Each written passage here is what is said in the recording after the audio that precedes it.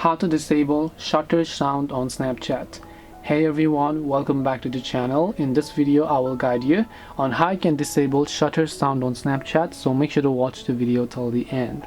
If you want to disable shutter sound on Snapchat, all you have to do is, let's say that whenever you try to open the Snapchat app, if your phone is not in silent mode and then you take a quick snap like this, it is actually going to have a shutter sound played, which maybe sometimes you don't want other people to know.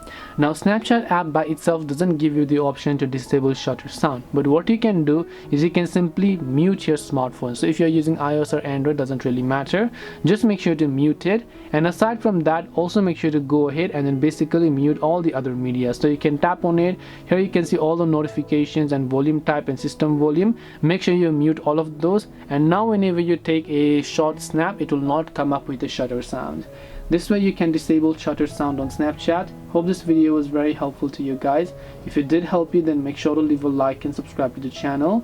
If you have got any questions, feel free to leave them down. Thank you for watching and see you in the next video.